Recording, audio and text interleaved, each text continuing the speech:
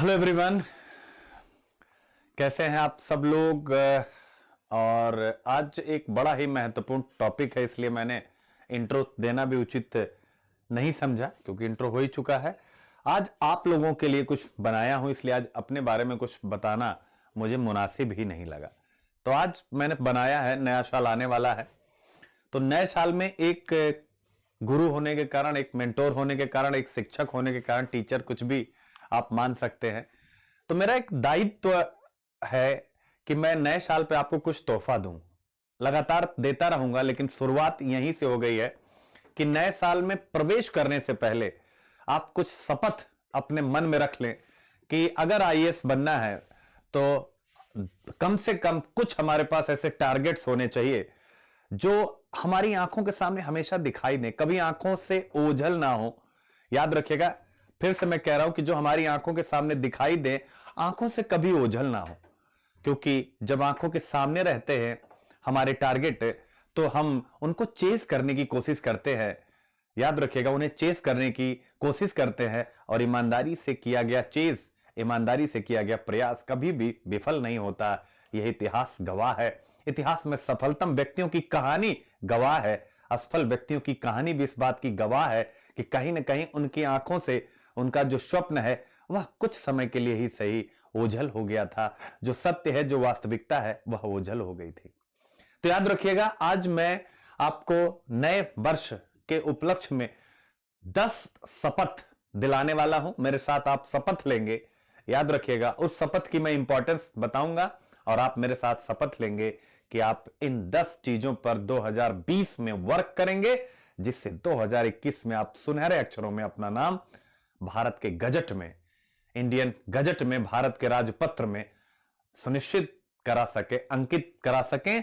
और इस अपने सबसे आकर्षक स्थल हमारे लिए, आपके लिए, हम सबके लिए सबसे आकर्षक स्थल हमारे लिए क्या, अगर कोई पूछे तो Lal Bahadur Shastri academy, Lal Bahadur Shastri of administration Mussoorie में जाना, और यह देख सकते हैं शपथ आपके सामने, यानी इसका एक हिस्सा बनना। तो आइए स्टार्ट करते हैं फॉर आईएएस 2020 की 10 शपथ। आज हम लोग बातचीत करते हैं। चलिए चलते हैं। आपके सामने पहली शपथ क्या है, देख लीजिए। पहली शपथ है समय प्रबंधन। सब बच्चे मुझसे वादा करेंगे कि वो क्या करेंगे, यानी समय प्रबंधन में जो पहली चीज हमारे सामने है उसका अनुपालन करेंगे। और मैं फिर पीला कलर ले रहा हूं, शुभ होता है, शुभ कार्यों में इस्तेमाल किया जाता है। तो समय प्रबंधन पहली चीज हमारी बातचीत है कि हमें क्या करना है, समय प्रबंधित करना है। और समय प्रबंधन यानी टाइम मैनेजमेंट एक स्किल होती है। याद रखिएगा, एक स्किल होती है। इसको आप ऐसे मत सोचिए कि नहीं भैया हम सुबह उठेंगे 8 घंटे 10 घंटे 12 घंटे ऐसे पढ़ेंगे, नहीं, ये एक स्किल है। ये ऐसे नहीं आता कि बस नहीं हमने सोच लिया तो करना है, क्योंकि 3 दिन तो करेंगे। आप लोगों ने खुद भी एनालिसिस किया होगा, 2-3 दिन खूब पढ़ाई होती है, 2-3 दिन खराब चले जाते हैं, फिर जोश आता है, फिर 1-2 दिन होती है, फिर अगले दिन खराब हो जाता है। कभी एक हफ्ता अच्छा चलता है, अगला हफ्ता खराब हो जाता है। कभी 1 महीना अच्छा चलता है, अगला 10 दिन खराब हो जाता है। कभी 2 महीना अच्छा चलता है, अगला 15 दिन खराब हो जाता है। ऐसे यानी कंटिन्यूटी नहीं होती। इसका मतलब हमारी लाइफ में टाइम मैनेजमेंट की कमी है। तो टाइम मैनेजमेंट पहली शपथ। तो चलिए सबसे पहले शपथ लेते हैं कि है हम समय प्रबंधन को अपनी लाइफ का एक हिस्सा बनाएंगे। करिए शपथ मेरे साथ। 10 सेकंड का समय आपको देता हूं, करिए शपथ। और ऐसे करने का मतलब आपने मेरे साथ प्रॉमिस वाली शपथ की है। याद रखिएगा, समय प्रबंधन, और इसमें क्या क्या करना है देख सकते हैं। सिंपल वेज टू इंप्लीमेंट, यानी इसको इंप्लीमेंट करना भी बहुत आसान है। लर्न हाउ टू स्टडी, यानी क्या करना है, लर्न हाउ टू स्टडी, यानी कैसे आपको पढ़ाई करनी है। मेक अ शेड्यूल, क्या करना है, लर्न हाउ टू स्टडी, कैसे पढ़ना है, तो मैंने बता ही दिया, हाउ टू यूज के कॉन्सेप्ट से पढ़ना है। द हिंदू में बताता हूं। मेक अ शेड्यूल, यानी अपना एक शेड्यूल बनाना है, बेहतर ढंग से शेड्यूल, शेड्यूल याद रखिएगा, शेड्यूल अपना बनाना है। टेक अ ब्रेक, याद रखिएगा, बीच बीच में ब्रेक का मतलब वो वाला नहीं, ब्रेक की 1 हफ्ते वाला, 2 हफ्ता, 2 घंटा पढ़ा, 5 मिनट का एक गाना सुना, याद रखिएगा, ठीक है ना। तो सिंपल सी बात है, learn how to study, make a schedule, take a break, start हो जाइए। क्लियर है? तो ये है, अब सिंपल सी बात है, याद रखिएगा हमेशा क्या लिखा हुआ, फाइंड अ स्टेप्स है, first step, second step, third, fourth, find a reason of enjoyment in everything you do. यानी कि अगर आप कुछ भी करते हैं ना तो उसमें एंजॉय ढूंढिए। समय प्रबंधन बेटे स्टडी के लिए तभी हो पाएगा, शेड्यूल पर तभी चल पाएंगे जब आप उसमें एंजॉय फील करेंगे। जैसे मान लीजिए आप मेरे साथ पढ़ रहे हैं और मैंने आपको पढ़ाया कि इंक्लूसिव ग्रोथ, इंक्लूसिव ग्रोथ जब पढ़िए ऐसे मत पढ़िए कि एकदम डेफिनेशन याद कर रहे हैं, परेशान है, नहीं, फील करिए कि इंक्लूसिव ग्रोथ समाज के हाशिए पर खड़े अंतिम व्यक्ति तक उत्पाद को पहुंचाना है और अपने उस भाई उस बंधु को मुख्य धारा में लाना। महसूस करिए कि हाँ यार ये बात तो सही है, क्योंकि आपका कोई दोस्त, आपका कोई मित्र हाशिए पर खड़ा होगा, कभी न कभी दिखाई दिया होगा कोई न कोई व्यक्ति, ऐसा फील करना है। तो पहली चीज ये, continuously look at ways to free up time, concentrate on the thing of a time, set deadlines for yourself. यानी बस पहले के बाद चौथा, अपने लिए डेडलाइन तय कर दीजिए। डेडलाइन का मतलब 2020 का आईएएस आपका है, 2021 अगर आप कर रहे हैं तो आपका है, 2022 है तो आपका है। तो टाइम मैनेजमेंट पहली चीज है। दूसरी शपथ संसाधन प्रबंधन की है। किसकी है? संसाधन। संसाधन का मतलब क्या होता है? हमारे लिए क्या है, एक देश के लिए क्या है। तो देश के लिए आज बातचीत नहीं हो रही, आज आपके लिए हो रही। तो हमारे लिए संसाधन क्या है? हमारे लिए संसाधन है इतिहास, भूगोल, ठीक है ना जाने कितने विषय डॉट डॉट डॉट, और उनकी जो भी जो उनका पाठ्यक्रम होता है, जो विषय वस्तु होती है, इतना बड़ा संसाधन मैनेज कैसे करना, प्रीलिम्स के लिए, मेंस के लिए, इंटरव्यू के लिए। तो हमारे लिए संसाधन प्रबंधन है। क्या क्या ध्यान, यूज योर रिसोर्सेस, रोज बताता हूं कैसे यूज करना, यूज योर रिसोर्सेस। पढ़ना नहीं है, किताबों को पढ़ना नहीं, हाउ टू यूज इफेक्टिवली, क्या करना है, उस पर वर्क करना है, एफिशिएंसी के साथ करना है, याद रखिएगा। और इकोनॉमिकली, इकोनॉमिकली का मतलब यहां केवल पैसा की बात नहीं है, इकोनॉमिकली का मतलब जो आपने समय निर्धारित किया है उस समय में आप तार्किकता के साथ अपने कोर्सेस को कंप्लीट करें, याद रखिएगा, इसी को कहा जाता है इकोनॉमिकली। ठीक है, साहित्य में एक साहित्यकार रहे हैं मुकुटधर पांडे, तो कहते हैं कि जो अपनी आमदनी और खर्च का अनुपात जानता है, याद रखिएगा, जो अपनी आमदनी और खर्च का अनुपात जानता है वही आधुनिक है। तो इसका मतलब ये थोड़े कि आमदनी खर्च का मतलब केवल कितना पैसा है, कितना खर्चा करते हैं। जिन्हें जीवन में सब कुछ, आपने टाइम कितना है, आपने उसका मैनेजमेंट कैसे किया, आपके पास रिसोर्स क्या है, आपने उसका मैनेजमेंट कैसे किया। आमदनी और खर्च का मतलब यह भी होता है, तो इकोनॉमिकली ये है, याद रखिएगा, रिसोर्स मैनेजमेंट। सबसे पहले देखिए क्या, listening, what resources you need, किन किन रिसोर्सेज की आपको आवश्यकता है for prelims, for mains, for interview. Making a schedule that meet your deadline, एक शेड्यूल बनाओ जिससे ये रिसोर्स आपके लक्ष्य के साथ मिल सके। Estimating how many of those resources you need, ये भी ध्यान रखो कि जितने रिसोर्स हैं आपके पास, जितने कंटेंट हैं आपके पास, बहुत बढ़िया कहा गया, estimating how many of those resources you need, यानी कि जो भी रिसोर्स आपके पास हैं उसमें अपने काम का ढूंढना है आपको, क्या क्या आपके काम के हैं, याद रखिएगा क्या क्या आपके काम के हैं। और यहां काम जब भी मैं कहूं तो आपको बस इतना याद रखना है, यूपीएससी ने जो सिलेबस दिया है वही हमारे काम का है। इतिहास पूरा काम का नहीं है। हमारी क्या आदत है, पूरा एंशिएंट इंडिया, पूरा मॉडर्न इंडिया, पूरा मिडवल इंडिया, पूरा विश्व का इतिहास, जी नहीं। यूपीएससी ने तो आप देखेंगे केवल 4 या 5 यूनिट दी हुई है इतिहास की, लेकिन हम तो पूरा पढ़ते हैं। मुख्य परीक्षा में पूरा चल रहा है 6 महीने का बैच, रॉन्ग अप्रोच। संसाधन प्रबंधन, प्रॉमिस करिए कि आप मेरे साथ संसाधन प्रबंधन करेंगे, प्रॉमिस करिए मेरे साथ, प्रॉमिस करिए। आपने प्रॉमिस किया मेरे साथ, ऐसा मैंने मान लिया। मोटिवेशन, तीसरी चीज है, तीसरी शपथ कि हम मोटिवेट रहेंगे। तीसरी शपथ क्या है कि हम मोटिवेट रहेंगे। मोटिवेशन सबसे महत्वपूर्ण है। और अगर मोटिवेशन गिरा, नहीं कि आपने किसी का रिजल्ट देखा या किसी की तैयारी आपने बहुत अच्छी देखी, कही यार इसकी तैयारी तो बहुत अच्छी है, उसकी समझ तो बहुत अच्छी है, पर यह तो आपका एग्जाम है ना, आपकी समझ है। अंततः रिजल्ट मैटर करता है, किसकी समझ क्या है, किसकी समझ क्या नहीं है, वो मैटर नहीं करता किसकी तैयारी क्या है, किसकी तैयारी कम है, किसकी ज्यादा है। तो आपको क्या करना है? मोटिवेशन यानी मोटिवेटेड रहना है। याद रखिएगा, मोटिवेटेड रहना है। और मोटिवेशन के लिए आप देख सकते हैं हमारे पास हमारे शास्त्र पढ़े हुए हैं। गीता की कुछ पंक्तियां हैं, गीता सार आप देख सकते हैं। यानी कि आपको बिलीव करना होगा मोटिवेशन के लिए कि जैसे निराश नहीं होना। न रहो न निराश करो मन को, कुछ काम करो, कुछ काम करो। निराश मत हो, आज दिन अपना नहीं है, कल अपना होगा। न रहो न निराश करो मन को। यानी देखिए कितनी अच्छी बातें लिखी हुई हैं। एक बार मैं पढ़ता हूं, जो हुआ अच्छा हुआ। प्रीलिम्स फेल भी कर गए तो अच्छा मानिए, फिर लगेंगे हम। जो हो रहा है वह अच्छा हो रहा है, जो होगा वह भी अच्छा ही होगा। आशा, देख कितनी आशा है इन पंक्तियों में।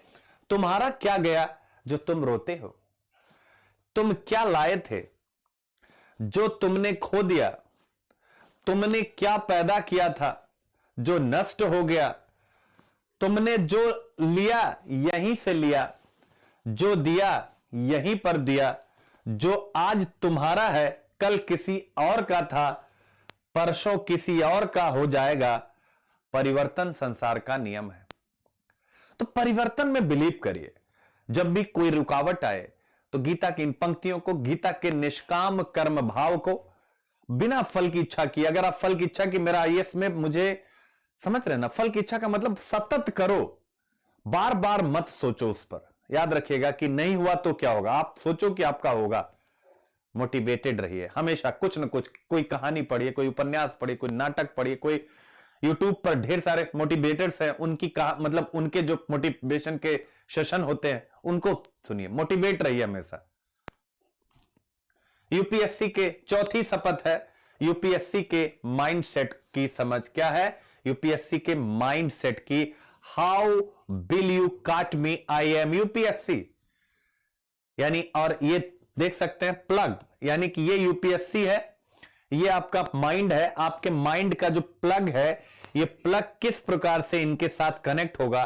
तो यूपीएससी के माइंडसेट की समझ, यानी कि सबसे पहले अगर किसी को हराना है तो हमें उसके माइंडसेट को समझना होगा, उसकी स्ट्रेटजी को समझना होगा कि वो प्रीलिम्स में कैसे क्वेश्चन बनाता है, मुख्य परीक्षा में कैसे क्वेश्चन बनाता है, इंटरव्यू में किस प्रकार की प्रोसेसिंग फॉलो होती है। ट्रेंड एनालिसिस, और इसके लिए हमारे पास ट्रेंड एनालिसिस है। प्रीलिम्स के 10 से 15 वर्षों के क्वेश्चन का ट्रेंड एनालिसिस करो, आंसर मत ढूंढो, बस देखो कि प्रश्नों का नेचर कैसे होता है। मुख्य परीक्षा के 2013 से 18 तक के 19 तक के क्वेश्चन है, वहां से सर्च करो कि प्रश्नों का नेचर कैसा होता है। याद रखिएगा। और यूट्यूब पर इंटरव्यूअर्स, जो भी यूपीएससी के सिलेक्टेड लोग हैं, जो टॉपर्स हैं, उनके इंटरव्यू पढ़े हैं, उनके बारे में सर्च करो कि इंटरव्यू में किस प्रकार की अप्रोच होनी चाहिए। तो सिंपल सी बात। और बाकी मैंने आपके लिए बहुत कुछ इसी चैनल पर डाला हुआ, याद रखिएगा, काफी कुछ इसी चैनल पर डाला गया है आपके लिए मेरे द्वारा। तो माइंडसेट की समझ, तो चलिए प्रॉमिस करिए मेरे साथ कि आप सब माइंडसेट अपना ऐसा बनाएंगे कि यूपीएससी के माइंडसेट को समझेंगे, किताबों के पीछे नहीं भागेंगे, ट्रेंड एनालिसिस के पीछे भागेंगे। किसके पीछे? किताबों के पीछे नहीं, ट्रेंड एनालिसिस के पीछे। प्रॉमिस करिए मुझसे। समझ सकता हूं आपने प्रॉमिस किया मेरे साथ। पांचवी शपथ है सिलेबस की समझ। क्या है? पांचवी शपथ है सिलेबस की समझ। शपथ लीजिए पहले ही, क्योंकि आप सबको सिलेबस पता है। बच्चों, हम क्या करते हैं, हम तैयारी स्टार्ट कर देते हैं और एकदम लड़ पड़े, बिल्कुल चलो भाई, लेकिन हम सिलेबस नहीं देखते हैं, समझते नहीं है। तो इसका मतलब हम ज्यादा पढ़ जाते हैं और कुछ ऐसी चीजें पढ़ जाते हैं जिसका कोई यूज नहीं है। प्रॉमिस करिए मुझसे सिलेबस की समझ, आप पूरा सिलेबस समझेंगे। Prelims, mains, interview, English compulsory, Hindi compulsory. याद रखिएगा, दुनिया का सबसे आसान एग्जाम है, बस आप सिलेबस को समझ जाइए। और मैं हमेशा से सिलेबस पर ही फोकस रहता हूं। प्रीलिम्स, मेंस, इंटरव्यू और plus trend analysis, previous years के क्वेश्चन। आइए चलते हैं अब छठी शपथ। छठी शपथ कि सर हम प्री की अलग अप्रोच अपनाएंगे। प्रॉमिस करिए। क्यों अलग अप्रोच अपनाएंगे प्री की? क्योंकि आप देखेंगे कि प्री की तैयारी, मेंस की तैयारी, विषय एक ही है, चीजें एक ही हैं, पर प्री हमें केवल सेलेक्टिव चीजों के साथ पास होने के लिए पढ़ना है, ढेर सारे टेस्ट सीरीज सॉल्व करने हैं। तो प्रीलिम्स, अगर हमने प्रीलिम्स में ही पूरा साम्राज्य, इतिहास, भूगोल, राज्य व्यवस्था, अर्थव्यवस्था, अंतरराष्ट्रीय संबंध, विज्ञान, प्रौद्योगिकी, पर्यावरण, इकोनॉमिक्स, ये पूरा महासागर, 1.5 से 2 साल का करंट अफेयर्स और डेली 8-10 न्यूज करंट अफेयर्स की, इतना साम्राज्य आपने पूरा गोल गोल, आप ऐसे इमेजिन करिए, आपने इकट्ठा कर लिया। अब मुझे बताइए, इतना साम्राज्य आपने इकट्ठा कर लिया, क्या आप उसका बेहतर यूटिलाइजेशन कर पाएंगे? क्या आप बार बार रिवीजन कर पाएंगे? मेरे प्रश्नों का जवाब दीजिए, क्योंकि हो सकता है बहुत से लोग कहे कि नहीं, पूरा पढ़ना चाहिए, प्री तो बहुत वास्ट ज्ञान की आवश्यकता है। तो भाई ठीक है, आप वास्ट ज्ञान लीजिए, पर जो इंग्लिश मीडियम के टॉपर्स हैं, उनके रिजल्ट तो यही बताते हैं कि क्या उन्होंने इतना वास्ट पढ़ा होगा। सोचिए कि विदेशों में रहते हैं, जॉब करते हैं, और सभी IIT IIM ये सब वो सब 1 साल 6 महीने में ही सेलेक्ट हो जाते हैं, ज्यादा से ज्यादा 2 साल लगता है। तो क्या पूरा पढ़ते होंगे? जी नहीं। प्री की अलग, मेंस की अलग उनकी अप्रोच होती है। तो प्री के लिए अकॉर्डिंग टू मी आप सिलेक्टिव 50 से 60 चैप्टर निकाल लीजिए, जिसमें सभी विषय शामिल हो, ट्रेंड एनालिसिस से आप निकालिए।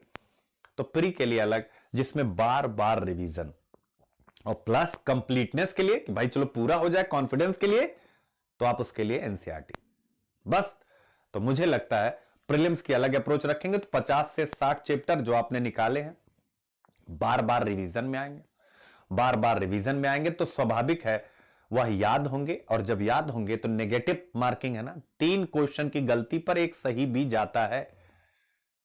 याद रखिएगा, नेगेटिव मार्किंग है। अब आपने मान लीजिए अपने ज्ञान से 55 सही किया और 25 गलत हो गए, तो कहां गए आप? 25 वो गए, और प्लस 25 ने 8 क्वेश्चन आपका और खत्म कर दिया, आप कहां आ गए? 47 क्वेश्चन पे। तो 55 आपका ज्ञान जो सही था, पर गलतियां अधिक होने के कारण आप अपने ज्ञान से पीछे चले गए। तो इसका मतलब है जब आप सिलेक्टिव पढ़ते हैं तो गलती होने की संभावना कम होती है। नेगेटिव मार्किंग पहले था कि समग्र पढ़िए, लेकिन जब से नेगेटिव मार्किंग आई है, समग्र पढ़ने की जरूरत नहीं है, मेरिट भी कम जाती है।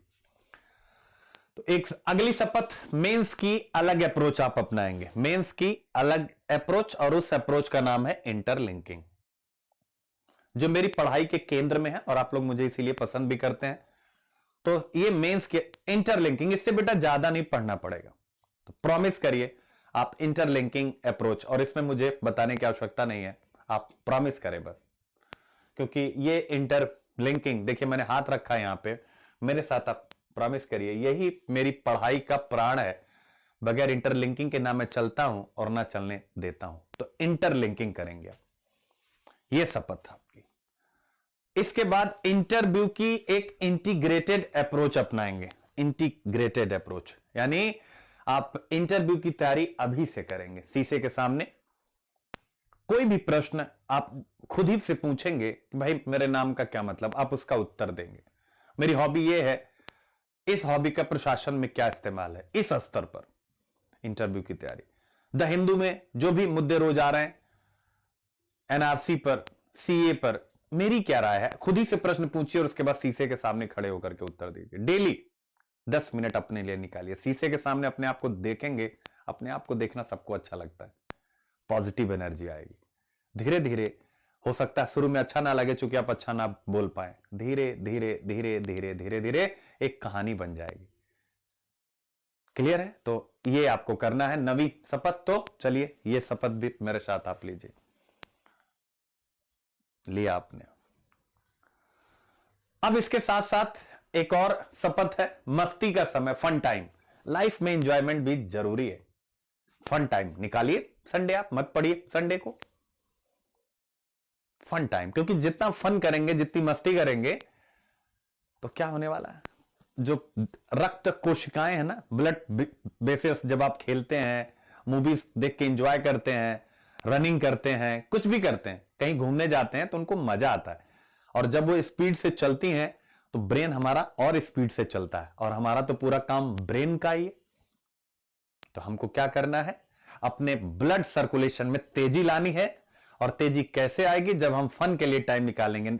6 दिन पढ़िए, संडे जबरदस्त मस्ती करिए, याद रखिएगा। और जो 6 दिन पढ़ा और 7वें दिन मस्ती किया, उसको बड़ा मजा आएगा। जैसे हम लोग 6 दिन बहुत काम करते हैं, संडे को ऐसे लगता है भगवान क्या मिलने वाला है। तो सिंपल सी बात है, मस्ती का समय, फन टाइम, ये आप देख सकते हैं। मस्ती का टाइम आप कुछ भी कर सकते हैं, मूवी देखें, घूमने जाएं, कुछ भी खेल खेले। खेल तो आप घर में भी, एक ड्राइंग रूम है या सामने पार्क है, क्रिकेट खेल सकते हैं, फुटबॉल खेल सकते हैं, जिसमें आपको हार्म ना हो कि अगले दिन आपको तकलीफ हो कि चोट लगी हुई है। कोई भी ऐसा खेल ना खेलें, क्योंकि आपका पूरा खेल कलम का खेल है। तो ऐसे में कोई खेल ऐसा ना खेलें जिसमें फिजिकली आपको हानि होने की, जैसे कबड्डी खेलने लग गए, अब उसमें हो सकता है चोट लग जाए। तो ऐसे खेल खेलें, जैसे क्रिकेट है, रनिंग कर सकते हैं आप, जंपिंग कर सकते हैं आप। तो फन टाइम प्रॉमिस करें कि आप अपने लिए थोड़ा सा समय निकालेंगे।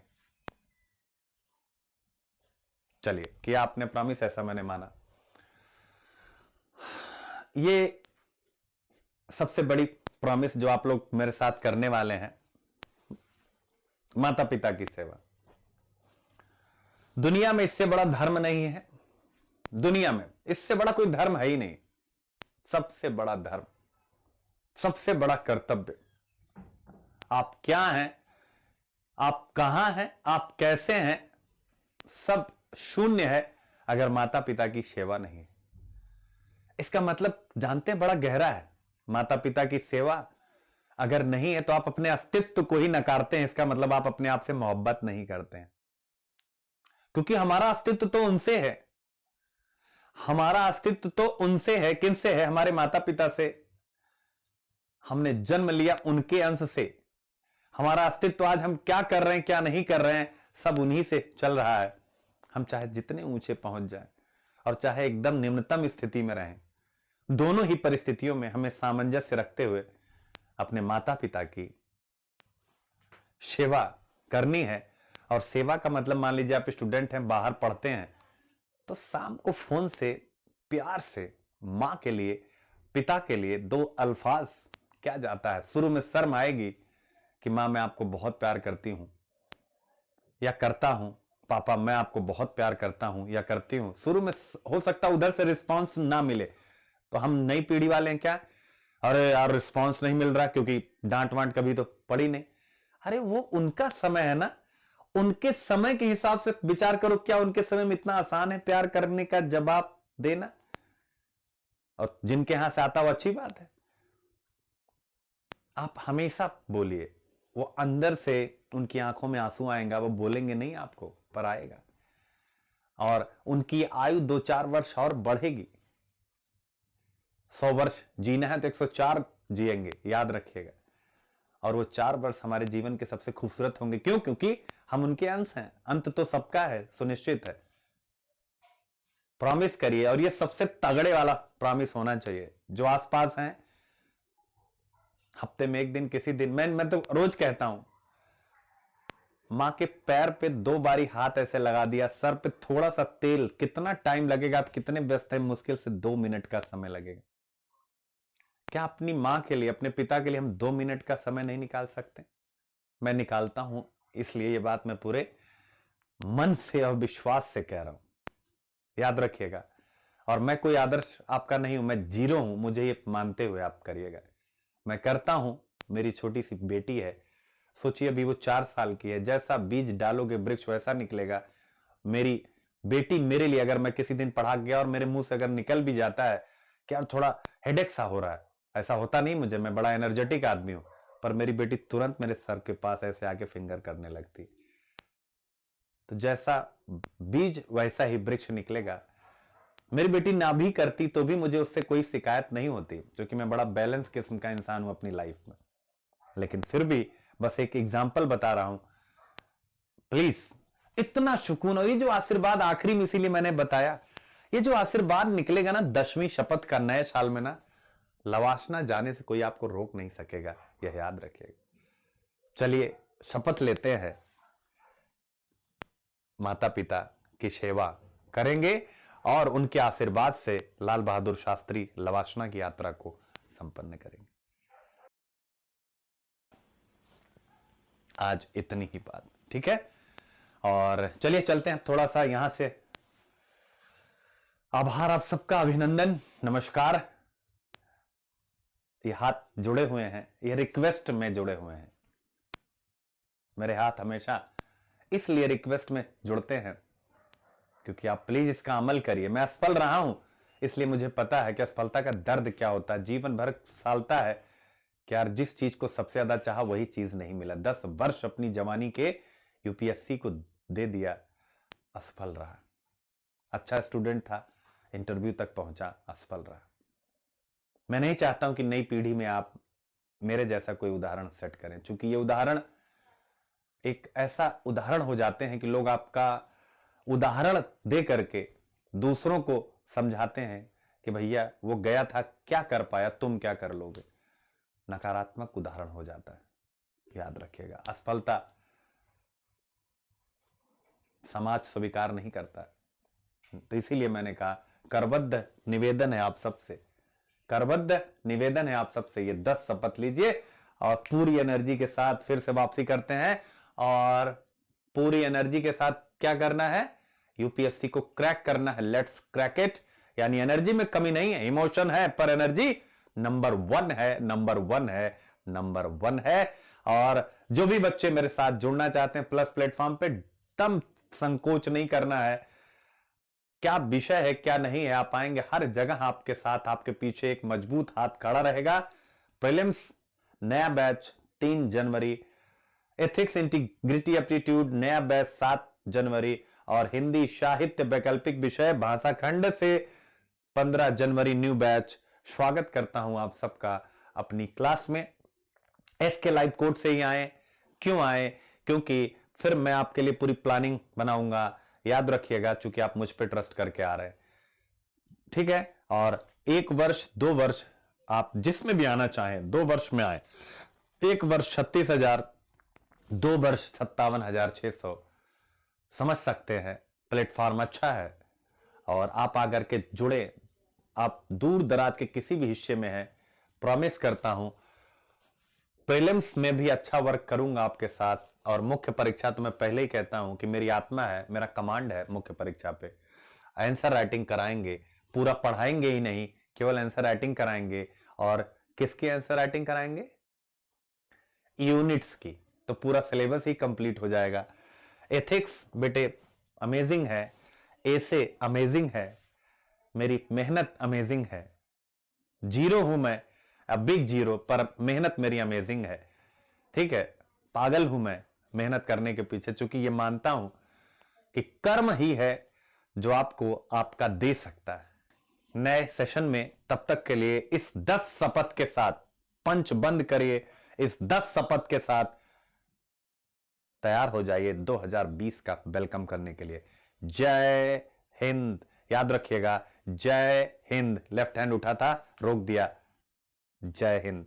भूल सुधार करना समयबद्ध रूप से वो बड़ा जरूरी होता है। Thank you.